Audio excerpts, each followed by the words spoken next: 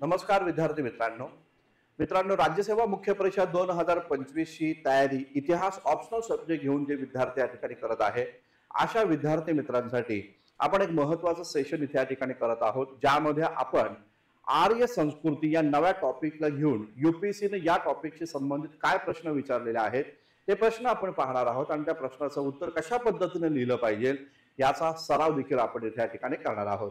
तेव्हा सुरू करूया आजचं महत्त्वाचं सेशन। आता बघा एक प्रश्न यूपीएससी 2015 ला विचारलेला आहे।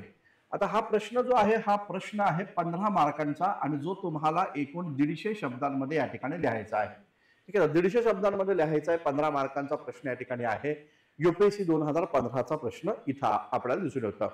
आधी प्रश्न नीट काय आहे तो आपण पाहून घेऊया आणि त्यानंतर याचं उत्तर कशा पद्धतीने लिहिणं गरजेचं आहे ते आपण इथं चेक करूया। आता बघा उत्तरवैदिक काळात सुरुवातीच्या वैदिक समाजाचे समतावादी स्वरूप कोणत्या प्रकारे बदलले या प्रकारचा प्रश्न आहे। आता हा प्रश्न आहे 2015 ला हिस्ट्री ऑप्शनला विचारलेला आहे। जर तुम्ही 2023 चा यूपीएससीचा जीएस पेपर वन जर बघितला तर त्याच्यामध्ये पण सेम प्रश्न फक्त थोडंसं स्वरूप बदलून इथे या ठिकाणी विचारला।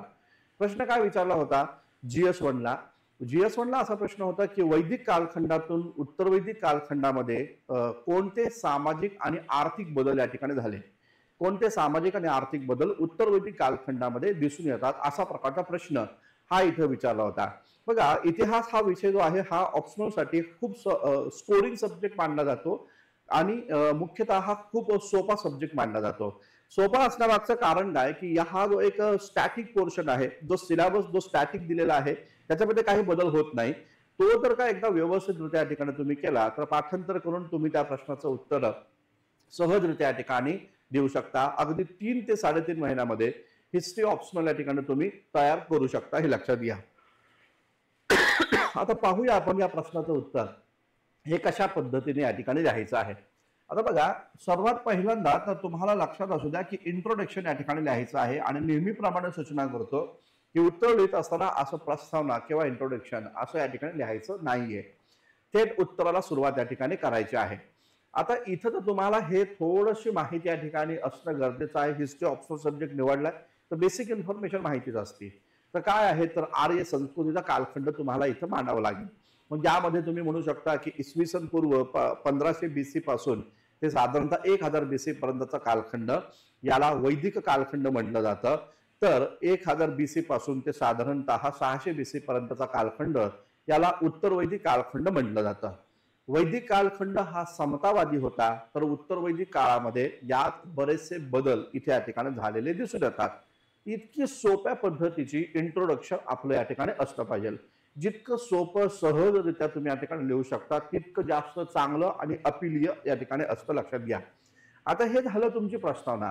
आता इथं विचारलंय उत्तर वैदिक काळात सुरुवातीच्या वैदिक समाजाचे समतावादी स्वरूप कोणत्या प्रकारे बदलले। समतावादी स्वरूप कोणत्या प्रकारे बदलले म्हणजे बदल जो आहे तो महत्वाचा आहे। आता तुम्ही टायटल पण टाकू शकता किंवा थेट पद्धतीने लिहू पण शकता। मग त्याच्यामध्ये असं म्हणू शकता की उत्तर वैदिक काळामध्ये खालील प्रकारचे बदल दिसून येतात अशा प्रकारचे तुम्ही म्हणू शकता। आणि मग याच्यामध्ये बदल काय झालं बदलामध्ये तुम्ही या ठिकाणी चातुर्वर्ण व्यवस्था ही असं टायटल या ठिकाणी टाकू शकता आणि त्याच्यामध्ये तुम्ही लिहू शकता की काय की उत्तर वैदिक काळामध्ये ब्राह्मण क्षत्रिय वैश्य शूद्र अशा 4 वर्णांची व्यवस्था या ठिकाणी दिसून येते। ठीक आहे ना, हा एक मुद्दा तुम्हाला पाहायला भेटेल। दुसरं काय तर या काळामध्ये आश्रम व्यवस्था देखील या ठिकाणी पाहायला मिळते। मग त्यामध्ये तुम्ही या ठिकाणी म्हणा की या काळामध्ये म्हणजे उत्तर वैदिक कालखंडामध्ये आश्रम व्यवस्था निर्माण झाली ज्यामध्ये ब्रह्मचर्य आश्रम, गृहस्थ आश्रम, वानप्रस्थ आश्रम आणि त्याचबरोबर संन्यस्त आश्रम दिसून येते। मग या आश्रम व्यवस्थेचं एक वैशिष्ट्य शूद्रांना आणि त्याचबरोबर स्त्रियांना आश्रम व्यवस्थेचे दरवाजे बंद करण्यात आले होते। तर हा एक बदल आपल्याला या ठिकाणी दिसतो। जो वैदिक काळामध्ये सर्व इक्वल होते मात्र इथे या ठिकाणी तुम्हाला शूद्र आणि त्याचबरोबर स्त्रियांना आश्रम व्यवस्थेतनं काढून टाकलेलं आहे हे आपल्याला या ठिकाणी पाहायला भेटतं। याचबरोबर या काळामध्ये विवाह संस्था ज्या आहेत तर त्या विवाह संस्थांमध्ये काय बदल या ठिकाणी दिसून येतो तर तुम्हाला इथे या ठिकाणी मानता येईल अनुलोम विवाह आणि प्रतिलोम विवाह। मग अनुलोम विवाह आणि प्रतिलोम विवाहांना वैदिक काळामध्ये मान्यता होती तर उत्तर वैदिक कालखंड जो आहे तर त्या उत्तर वैदिक कालखंडामध्ये अनुलोम विवाहांना मान्यता आणि प्रतिलोम विवाहांना अमान्यता इथे या ठिकाणी मिळाल्याचं दिसून येतं। अनुलोम विवाह काय, प्रतिलोम विवाह काय, हे मी हिस्ट्री ऑप्शनलच्या आपल्या बॅच मध्ये बऱ्याच वेळा या ठिकाणी शिकवलेलं आहे, सांगितलेलं आहे. अनुलोम विवाह म्हणजे उच्च वर्णीय पुरुष आणि त्याचबरोबर निम्न वर्णीय स्त्री यांचा झालेला विवाह अनुलोम विवाह. तर उच्च वर्णीय स्त्री आणि निम्न वर्णीय पुरुष यांच्यामध्ये झालेला विवाह तो प्रतिलोम विवाह म्हणून या ठिकाणी संबोधला जातो. तर लक्षात घ्या, तर विवाह संस्थेमध्ये या ठिकाणी बदल झाल्याचं एकंदरीत दिसून येतं. ती चौथं महत्वाचं काय, तर स्त्री जीवन जे आहे वैदिक काळामध्ये कसं होतं, ते समतावादी या ठिकाणी होता. तर उत्तरवैदिक काळामध्ये विविध प्रकारच्या स्त्रियांवर बंधनं या ठिकाणी आल्याचं दिसून येतात. उत्तरवैदिक काळामध्ये स्त्रियांची बालविवाह या ठिकाणी करण्याचे प्रकार या कालखंडामध्ये सुरू झालेले होते असं एकंदरीत पाहायला भेटतं. स्त्रियांचा शिक्षणावरचा अधिकार जो आहे तो देखील या ठिकाणी समाप्त होताना या उत्तरवैदिक कालखंडामध्ये आपल्याला या ठिकाणी पाहायला भेटतो. अजून काय आहे बरं, तर यज्ञविधी. आता यज्ञविधीमध्ये काय, सामाजिक यज्ञविधीमध्ये काय समतामूलक व्यवस्था. तर यज्ञविधी जर आपण बघितला तर वैदिक काळामध्ये यज्ञविधीमध्ये स्त्रियांना देखील सहभागी होता येत होतं. आता उत्तरवैदिक काळामध्ये आपल्याला पाहायला भेटतं पतीच्या परवानगीशिवाय स्त्रीला यज्ञविधीमध्ये सहभागी होता येत नाहीये. पतीची परवानगी असणं गरजेचं आहे, हे लक्षात घ्या. तर हा एक महत्वाचा बदल इथे या ठिकाणी दिसतोय. अजून काय बरं बदल या ठिकाणी पाहायला भेटेल, तर 5वे मुद्दे झाले. तर 6वा मुद्दा अजून काय बरं आहे, तर या काळामध्ये गोत्र व्यवस्था जी आहे तर त्या गोत्रामध्ये पण एक बदल झाल्याचं दिसतं. मग गोत्रामध्ये काय बदल झाला, तर पाहायला असं भेटतं पूर्वी राजाची निवड ही गोत्रातून या ठिकाणी होत होती. आता राजा जो आहे हा राजा या ठिकाणी एका क्षत्रिय कुळातील असावा असा नियम या कालखंडामध्ये बनला. आणि विशेष महत्वाचं म्हणजे पाहायला असं भेटतं की गोत्र जे आहे एकाच गोत्रामध्ये या ठिकाणी पूर्वी विवाह होत होता, आता एका गोत्रामध्ये विवाह होणं हा धार्मिक गुन्हा इथे या ठिकाणी मानला गेला. तर हा एक समतावादी स्वरूप जे होतं गोत्राचं ते त्या ठिकाणी बदलल्याचं एकंदर त्या ठिकाणी पाहायला भेटतं. याचबरोबर सभा आणि समिती जर आपण पाहिल्या, सभा आणि समिती, तर सभा आणि समितीचं पण जर आपण पाहिलं तर समतावादी स्वरूप या ठिकाणी होतं. म्हणजे सभा आणि समिती हे राजाला सल्ला देण्याचं काम करत होते. आता उत्तरवैदिक काळामध्ये सभेचं महत्व वाढलं, समितीचं महत्व कमी झालं. जनसामान्य लोक जे आहे राजाला सल्ला देऊ शकणार नाही अशा प्रकारची व्यवस्था ही उत्तरवैदिक कालखंडामध्ये आपल्याला इथे या ठिकाणी पाहायला मिळाली. अजून काय बरं या कालखंडामध्ये बदल जर आपण बघितला तर आणखीन काय बरं बदल या ठिकाणी होता, तर लक्षात घ्या खाजगी संपत्ती जी आहे ही खाजगी संपत्ती या काळामध्ये आपल्याला इथे या ठिकाणी दिसून येते. खाजगी संपत्ती दिसून येते. मग काय म्हणता येईल याच्यामध्ये, त्याच्यामध्ये तुम्हाला या ठिकाणी म्हणता येईल की वैदिक काळामध्ये जमीन जी आहे तर त्या जमिनीवर या ठिकाणी विशेष या ठिकाणी म्हणजे जमीन जी आहे ती कोणाची व्यक्तिगत खाजगी मालकीत नव्हती. तर उत्तरवैदिक कालखंडामध्ये जमिनीचं महत्व वाढलेलं आहे आणि त्यामुळं जमीन ही खाजगी संपत्ती या ठिकाणी या काळामध्ये बनल्याचं एकंदरीत या ठिकाणी पाहायला भेटतं. तर हा एक महत्वाचा मुद्दा हा आपल्याला या कालखंडामध्ये या ठिकाणी दिसून येतो. आणखीन काय बरं, तर या कालखंडामध्ये शूद्रांची स्थिती जी आहे, शूद्र वर्ग जो आहे, शूद्र वर्ग, मग इथं तुम्ही या ठिकाणी म्हणू शकता की वैदिक काळामध्ये शूद्र हा वर्गच नव्हता, मात्र उत्तरवैदिक काळामध्ये शूद्र समाज जो आहे त्याचा उपनयन संस्कार विधी इथे या ठिकाणी नाकारला गेला. आश्रम व्यवस्था जी आहे त्याच्यासाठी या ठिकाणी बंद करण्यात आली आणि शूद्रांवर विविध प्रकारचे निर्बंध या कालखंडामध्ये इथे या ठिकाणी आणले गेलेले आहेत असं एकंदर त्या ठिकाणी दिसून येतं.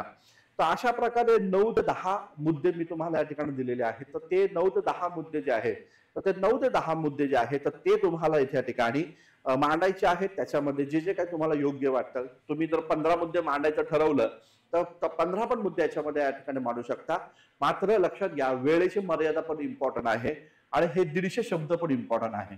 या शब्दांचं उल्लंघन करता कामा नये. जर का तुम्ही या शब्दांचं उल्लंघन केलं तर मग तो बॅड इफेक्ट होतो आणि आपला वेळ पण या ठिकाणी जातो. 8-9 मुद्दे लिहिले, 10 मुद्दे लिहिले, फार तर जास्त 10 मुद्दे या ठिकाणी याच्यामध्ये मेन्शन करणं गरजेचं आहे. कारण मार्क तुमचा 15 मार्काला विचारलेला आहे. तुम्हाला या ठिकाणी जर 20 मार्कांचा असेल प्रश्न आणि इथे 150 ऐवजी 250 शब्द जर असेल तर तुम्हाला ते व्यवस्थित एक्सप्लेनेशन या ठिकाणी करणं गरजेचं राहतं आणि याच्यामध्ये अजून महत्वाचे मुद्दे तुम्हाला इथे या ठिकाणी ऍड करता येऊ शकतात, हे लक्षात घ्या.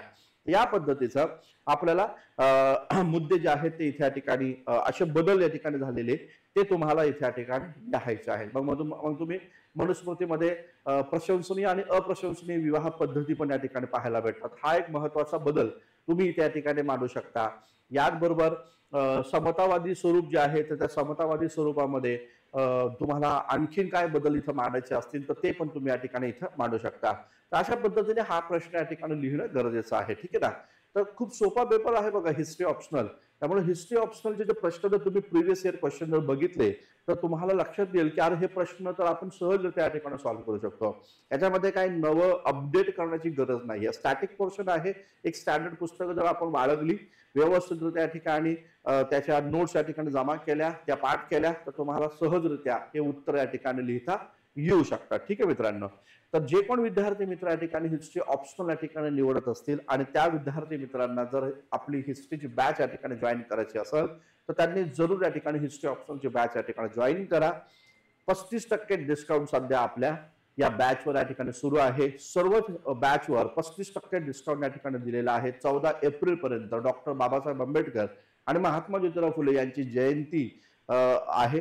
11 एप्रिलला महात्मा फुलेंची जयंती आणि त्याचबरोबर 14 एप्रिल डॉक्टर बाबासाहेब आंबेडकरांची जयंती. तर त्या जयंतीनिमित्तानं ऑफर आपण दिलेली आहे 35% डिस्काउंटची. तर हिस्ट्री ऑप्शनल मध्ये पण तुम्हाला 35% डिस्काउंट मिळेल. राज्यसेवा पूर्व परीक्षेची आता नव्यानं सुरू केलेली एक बॅच आहे तर त्या बॅच मध्ये पण तुम्हाला 35% डिस्काउंट मिळेल. आणि इतिहास जीएस मध्ये सर्व घटक आपण इथे या ठिकाणी आणलेले आहेत ज्याच्यामध्ये भारतीय संस्कृती, वारसा, कला, स्थापत्य, साहित्य, भक्ती चळवळ, आधुनिक भारताचा इतिहास, जगाचा इतिहास हे सगळेच मुद्दे आपण इतिहास जीएस1च्या बॅच मध्ये कव्हर केले. म्हणजे या विद्यार्थ्यांचा हिस्ट्री ऑप्शनल सब्जेक्ट नाही त्यांनी इतिहास जीएसची बॅच जरूर या ठिकाणी ते जॉईन करू शकता. तर ठीक आहे मित्रांनो, भेटूया पुढच्या सत्रामध्ये एका नव्या मुद्द्याला या ठिकाणी घेऊन, नवं एक्सप्लोरेशन या ठिकाणी घेऊन. थांबूया आपण. धन्यवाद. Thank you very much.